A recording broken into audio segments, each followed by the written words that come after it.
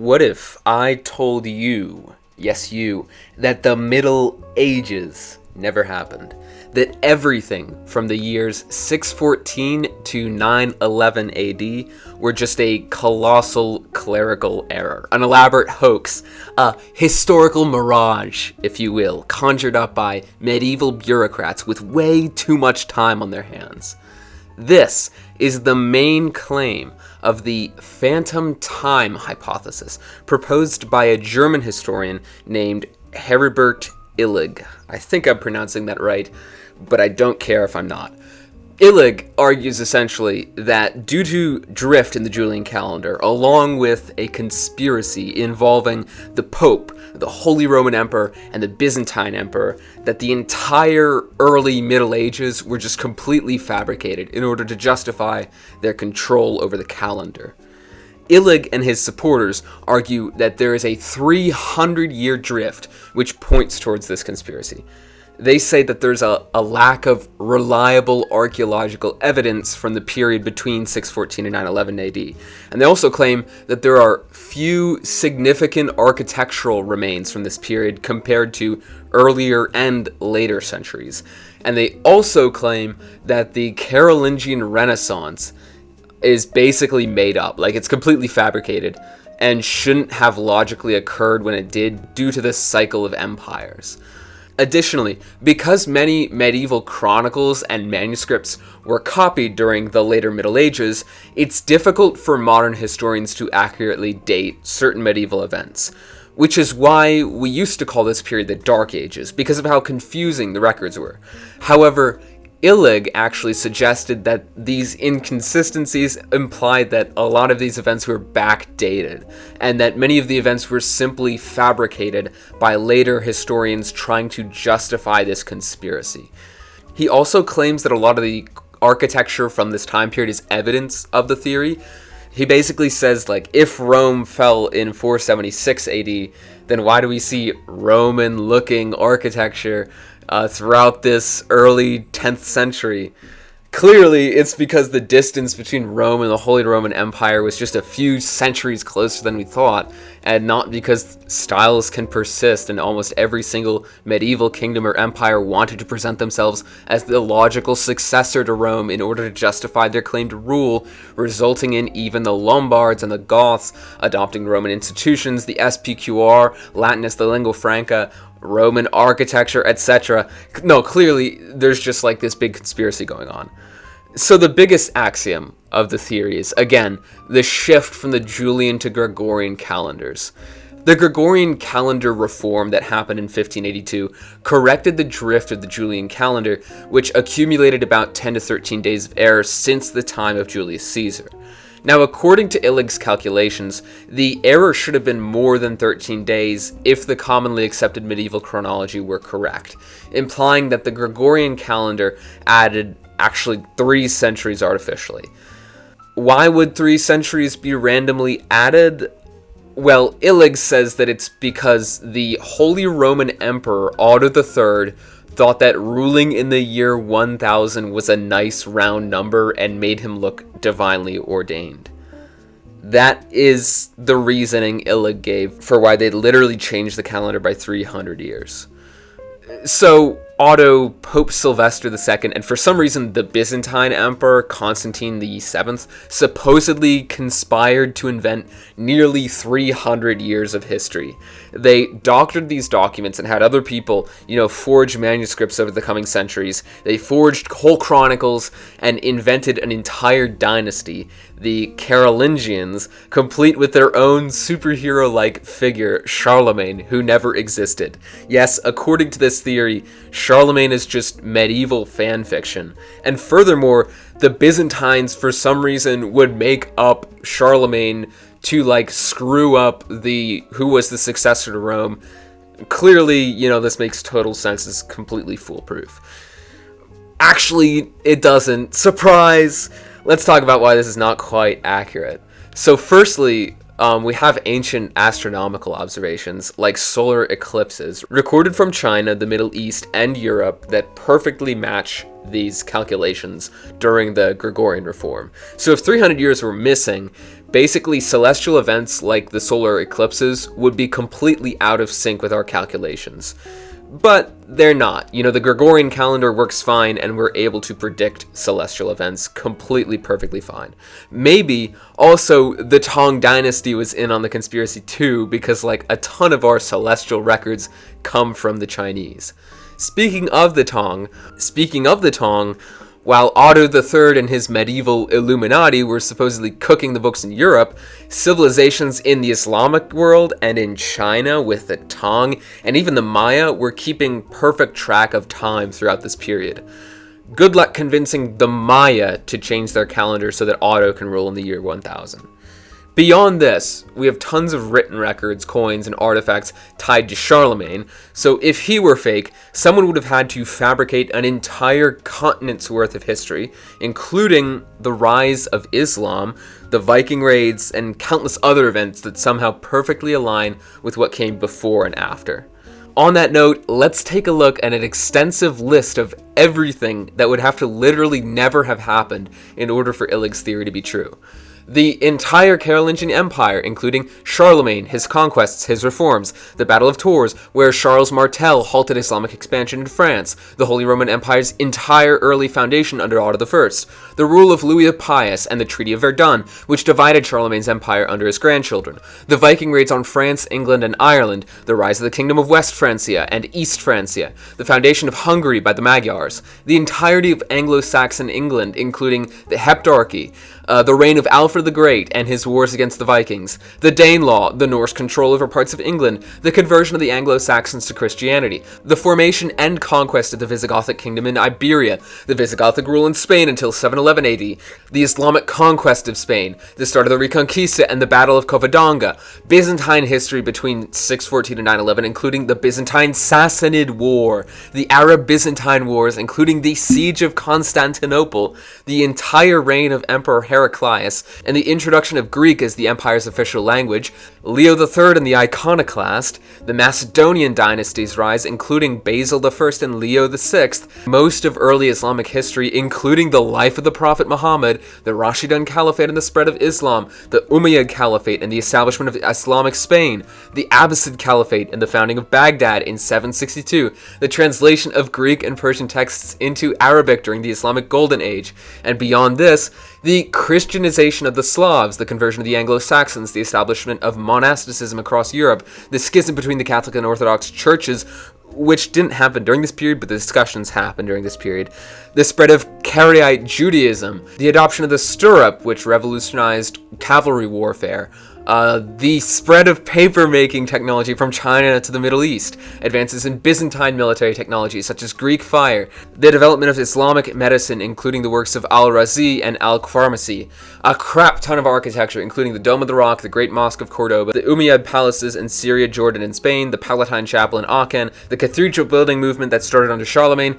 the Hagia Sophia's modifications, and the churches built under Leo III and Basil I, the entire Tang dynasty including the Tang Code, one of the world's oldest legal codes, the reign of Emperor Taizong, the An Lushan Rebellion, the expansion of Buddhism and later its persecution, Chinese records of astronomical phenomena such as solar eclipses and supernovas, the Japanese adoption of the Chinese writing system and court culture, every recorded solar eclipse from 614 to 911 AD, the sighting of Halley's Comet in 670, 837, and 912, the expansion of the Silk Road in the Tang Dynasty, the rise of the Islamic trade networks including routes from Baghdad to Spain, India, and China, the Viking trade networks, the rise of feudalism in Europe, manuscripts copied in medieval monasteries that reference earlier texts from the Phantom period, Chinese historical texts like the Tang Annals, Arab chronicles including those of Al-Tabari, Byzantine records including the Chronicle of Theophanes the Confessor, and more.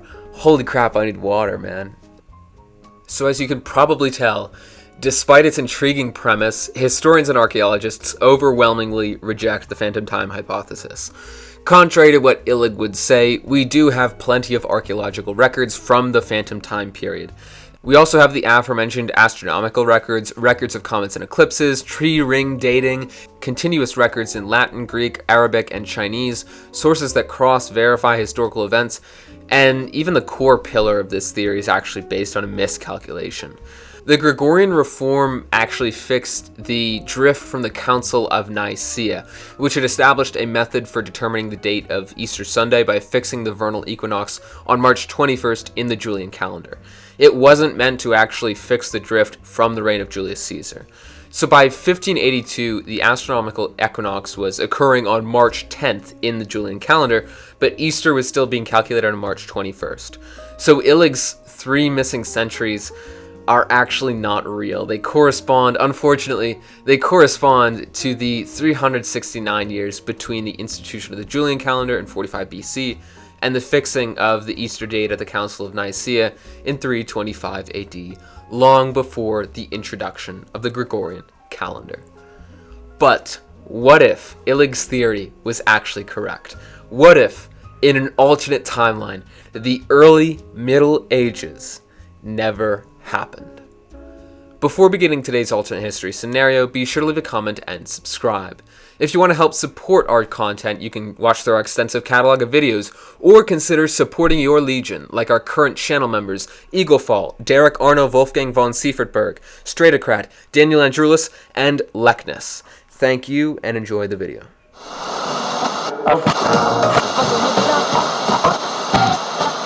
So before we actually get into the meat and potatoes of the scenario, so to speak, we have to kind of understand what the hypothetical actually is, because this is kind of like out there. According to the Phantom Time hypothesis, the only powers who were in on the conspiracy were the Holy Roman Empire of Otto III, the Byzantine Empire of Constantine VII, and the papacy of Sylvester II. Now, the theory states that the leap went from 614 to 911 AD. So given that these were the only powers involved, we're going to set this up so that they will be the only powers to retain essentially their existence from 911 AD. Everything else in our hypothetical, the rest of the world, will be existing in the political and physical reality of 614 AD. In essence, a way to look at it is we're taking these 3 powers, the Holy Roman Empire of Otto III, the Byzantine Empire of Constantine VII, and the Papal States with Sylvester II, and they'll find themselves transported, quote-unquote, from the year 911 AD back to the year 614 AD. For the sake of our scenario, they're going to carry with them all of the institutions, medicine, military techniques, administrative know-how, and even cultural ideas of the later period of 911 AD, but the rest of the world will remain in the state it was in 614 AD. So what does this mean? First, although the calendar will be relabeled so that what was 614 becomes 1000, the reality on the ground is that everything except for our 3 conspirators and their empires will exist as though 614 is going on. These are some crazy implications. So because of the leap, Otto III's Holy Roman Empire will appear in 614 with the borders of 911 AD and the benefits of literally a millennium's progress. Centralized administration, advanced military strategy, a sense of divine destiny, proto-feudalism, while its neighbors, Burgundy, Frisians, the Danes, the Utes, that would become the Vikings, and the various nomadic peoples of the East will stay as they were back in 614 AD. The exception to this proto-rule established by Otto III's case is going to be the Byzantine Empire, because the Byzantine Empire did exist back in 614 AD, and it existed with bigger borders. So we're going to resolve this by assuming, again for the sake of the scenario, that the Byzantine Empire of Constantine VII just kind of inherits the borders of Heraclius' empire, but retains the societal structure, military technology, etc. of 911 AD, of Constantine VII's rule. So this means the Byzantine Empire is also going to be pretty darn powerful, but we'll cross that bridge when we get to it. We're going to start in the West. So the Holy Roman Empire under Otto III is now basically 300 years stronger than all of its neighbors. That alone presents a ton of opportunity. They would have the borders and capabilities of 911 AD, a more centralized administration, some feudal structures, and advanced metallurgy like improved armor and weaponry, towering over its neighbors who would still be fragmented tribal societies or loose confederations like the Frisians, the Danes, and the Burgundians. Otto III would probably be thrown for a bit of a loop here. Maybe we'll just assume he kind of interprets this leap as a mandate from God to expand and consolidate power, the harbinger of a new Roman Empire. and thus the empire would face pretty little resistance, besides that of the terrain, from the underdeveloped polities of 614 AD Gaul. We might see, though, some sort of agreement between the Holy Roman Empire and Aquitaine. Compared to the northern Gallic polities like Neustria or Austrasia, which were more militarized and focused on internal power struggles, Aquitaine's trade position and resources allowed it to maintain more economic activity than its peers around this point. Though by the 600s, they had begun a decline and were receding more into a subsistence agricultural economy, which was pretty, workable thanks to their very fertile soil. It's not out of the question, though, that even this proto-kingdom in decline would be offered a slightly privileged position of semi-independence in order to revitalize this region economically, maybe allowing the Holy Roman Empire to look to Visigothic Iberia as a partner in trade. Though, of course, trade wasn't as great a motivation for European rulers during the Middle Ages. Regardless, within decades, Otto's forces would pretty much have subdued Gaul, imposing a proto-feudal system centuries ahead of its time. Now, with no hordish threat from the east necessarily pushing this feudal structure, we may see the emergence of a more antiquated economic system reminiscent of the Roman Empire. But it's still more likely for the Holy Roman Empire to impose feudalism upon the Gauls than attempting to recreate the Roman economic model. After victory in Gaul, and with something of a divine mandate, whether legitimate or perceived, the empire's motivations would shift from mere survival to aggressive expansion and domination over Western Europe. By 914 AD, or 1300 AD in the Phantom Calendar, the Holy Roman Empire would likely stretch from the North Sea to the Pyrenees, levying an advanced bureaucracy and military over European chieftain societies unprepared for such sophistication. Looking east, the Byzantine Empire under Constantine VII would now inherit these pretty massive borders, as we had mentioned before. This is even more interesting a situation, I think, than the West, because this really makes the Byzantines a very formidable force. With their 614 borders, but Constantine's administrative reforms, Greek fire, a professionalized military, and foresight of the threat from the east. Byzantium would be able to confront a Sassanid Persia still reeling from exhausting wars with Heraclius. The Sassanids held vast territories, including Mesopotamia and parts of Arabia, but their empire was overstretched around this point and quite internally fragile. Now, the Byzantines, now equipped with, for lack of a better way of describing it, 3 centuries of additional military and diplomatic experience, once they manage to rebuild their military from Heraclius' wars, they will likely defeat the Sassanids within a generation. Now, in our own history, Emperor Heraclius had initiated a series of counteroffensives starting in 622 AD, with campaigns that involved deep incursions into Persian territory and already innovative attacks that eventually culminated in the decisive Battle of Nineveh in 627 AD, leading to a Byzantine victory.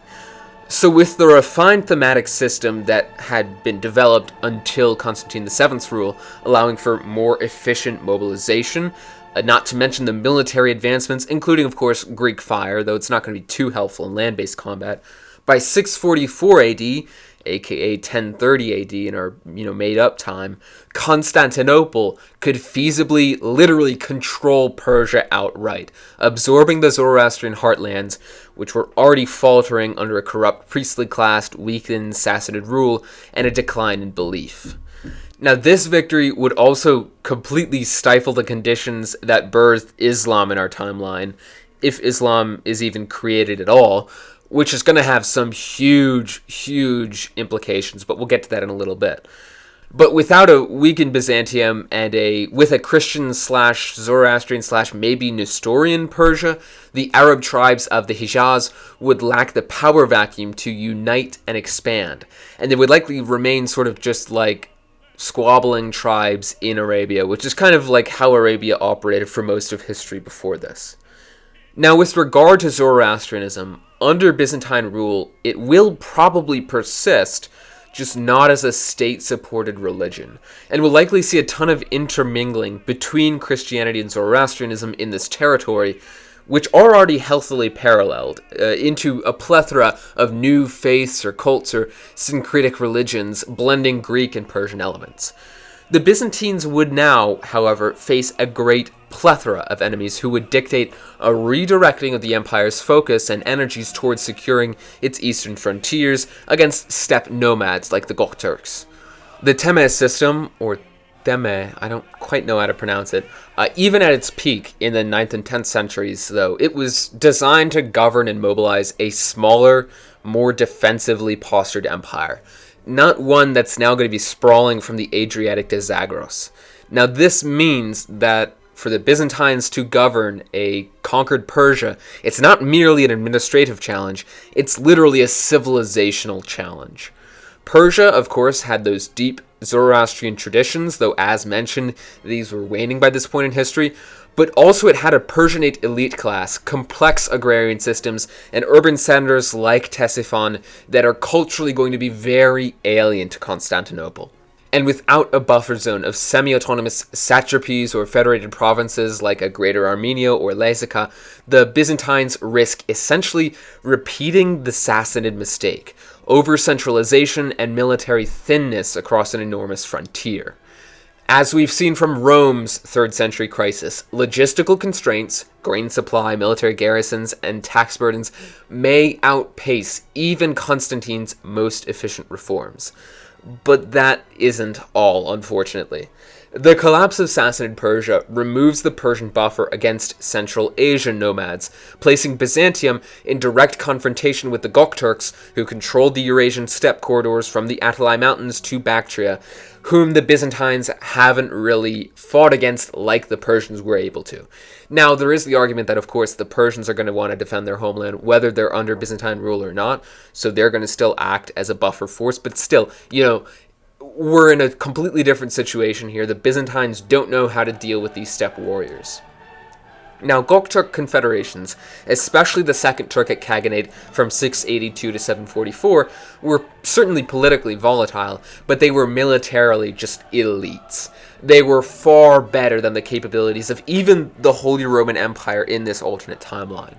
They had fast-moving horse archers capable of raiding deep into Persia and the Caucasus, so even if Byzantium outguns them technologically, asymmetric warfare and the sheer size of the steppe make it impossible to actually secure their new domain against this threat.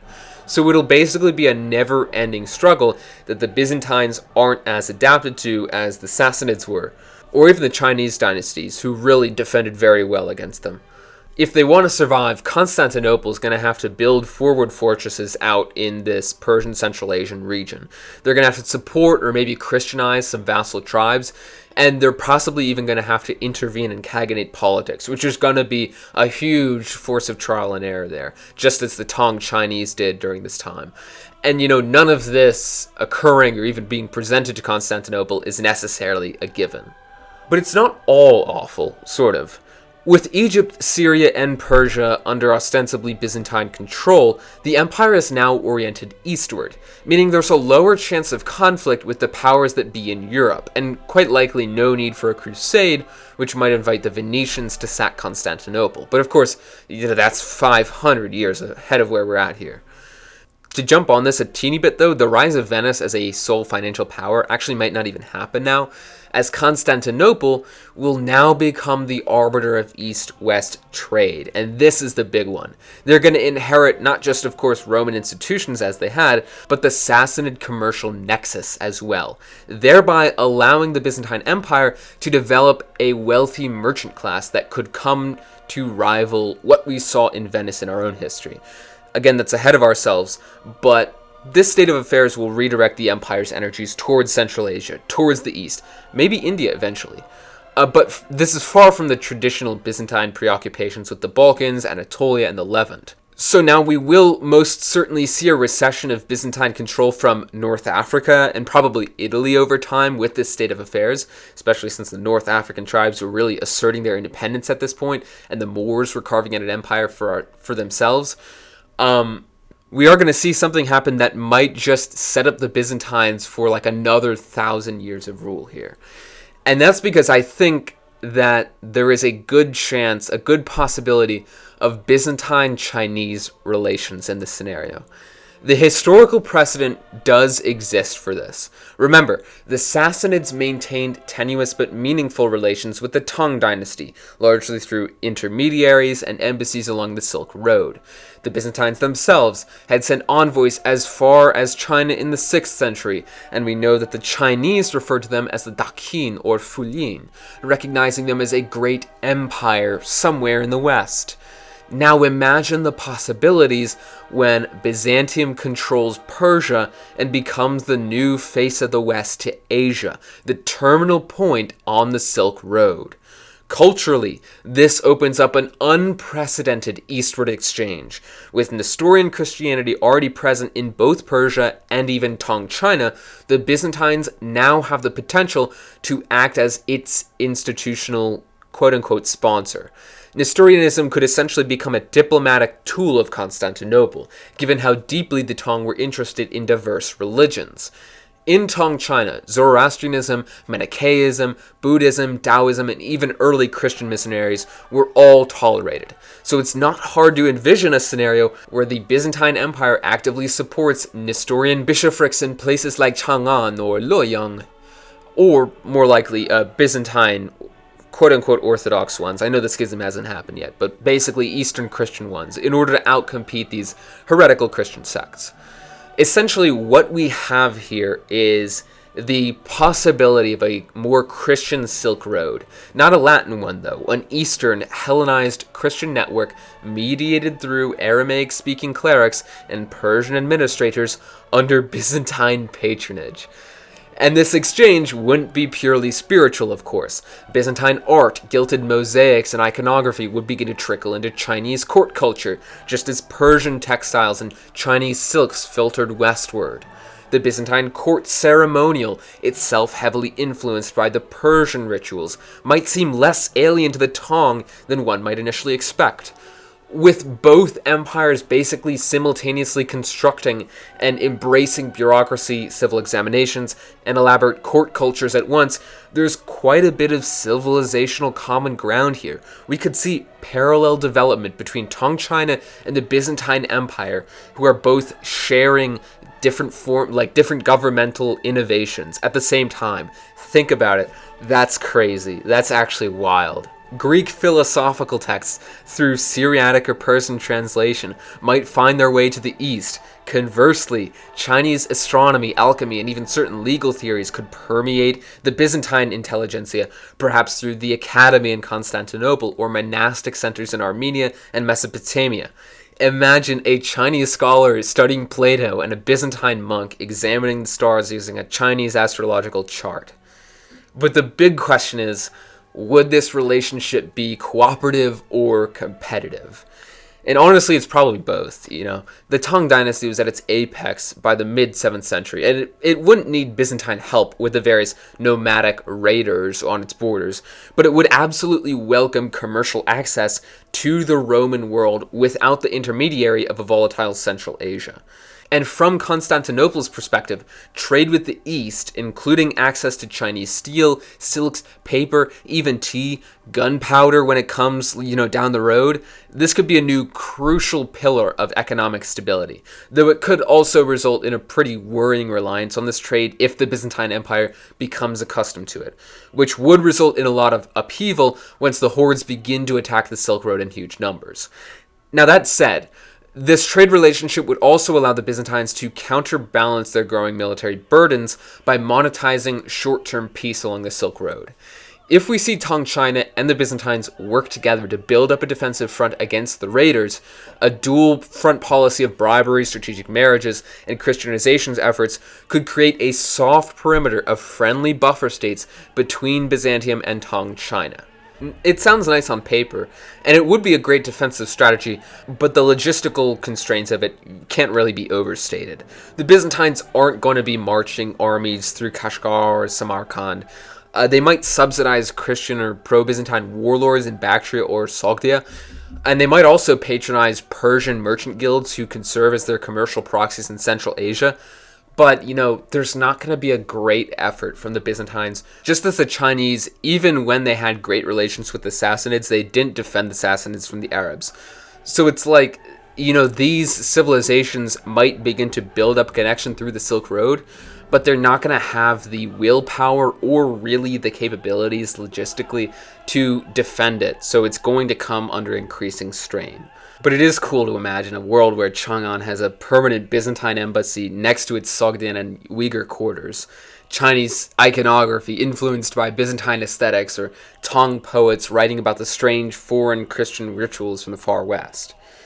But all of it assumes that Byzantium doesn't collapse under the weight of its own imperial overreach, because the same arteries that facilitate trade can also bleed it dry. If the empire falters in Persia, the Silk Road closes. If nomads seize the Caucasus, communication with China is cut. And if China enters a period of internal instability, as it would with the An Lushan rebellion in the 750s AD, then the East-West framework pretty much shatters. So this is a high-risk, high-reward dynamic. But if everything somehow miraculously holds, what we would see is a completely different world system emerging. A trans-Eurasian duality, a Christian Byzantium in the west, and a cosmopolitan Confucian China in the east, tied together by silk, religion, bureaucracy, and shared enemies on the steppe. And that is an incredibly compelling alternate history. Taking a quick run around of other European polities which this affects, Visigothic Iberia would see no Arab conquest, which occurs in 711 AD in our history. And that would of course be impossible in a world where Islam never rises. So because of this, the Visigoths would remain a fractious kingdom, grappling with internal secession disputes and Arian Catholic tensions. Without an external existential threat to unify the nobility, Iberia has a good chance of balkanization.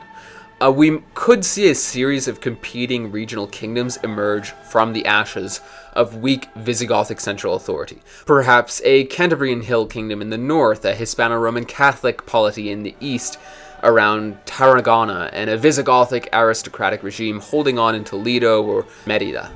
Alternatively, if the Visigoths do manage to stabilize, like under a strong monarch, like maybe the historical Regiswinth or someone similar, they may remain a cohesive United Kingdom, but they're going to be a relatively peripheral one compared to the resurgent Byzantines or the powerful Merovingian, Turdan, Carolingian realms. Now that said, Iberia without Islam is now open to other actors. The Holy Roman Empire could very well look at Iberia as ripe for intervention. In a broader strategic sense, Iberia, which in our history became a frontier of Christendom, may instead be something like a West European version of the Balkans, a contested periphery constantly in play between rival Christian powers. Well, more so, one in the Holy Roman Empire, but you get the idea. The Byzantines might randomly attempt to reassert influence too, but this again is pretty out of the question given their reorientation eastward. Now, moving on, the Avars and the Bulgars are two other groups we might be interested in here. They were already a formidable presence on the lower Danube by the 7th century. In this scenario, however, a Byzantium that never suffered the catastrophic losses of the Arab conquests may have the resources and manpower to suppress, or at least better contain, the early Bulgar incursions, even if they're focused on the Silk Road. We could imagine the Byzantines conducting a series of punitive campaigns north of the Danube, especially if they're freshly victorious in Persia and flush with prestige. The establishment of client states or forward provinces in what is now Bulgaria and Romania could push Bulgar migration patterns further west or east, or force them to convert and integrate much earlier. And then the Christianization of the Bulgars, or maybe the Avars thus, would occur a century earlier and likely under Byzantine conditions rather than Slavic or independent Bulgar auspices. So that means more Hellenized Christian Bulgars rather than more Slavic Christianized Bulgars. Alternatively, if subdued, the Bulgars could be assimilated into the Eastern thematic system, possibly as Fatiratai or frontier guards against the Gokturks and these other raiding tribes, but who knows, that's basically throwing rocks at the wall here. The very observant among us have probably noticed by now that this scenario really reveals that the entire ethno-religious chessboard of Europe changes once you erase the rise of Islam. Basically, all of this is because Islam never rose, and that's some pretty crazy stuff. So I hope you enjoyed. That's where I'm going to leave it for now. Pretty dropping the mic here. As always, let me know what you think will happen next. If you enjoyed this video or have any critiques or notes, be sure to leave a comment for the algorithm, and subscribe if you want to see more content like this. You can support us by joining our Discord or by becoming a channel member with the join button below.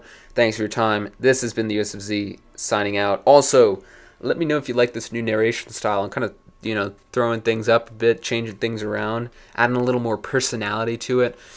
Outro's going on too long. See you guys.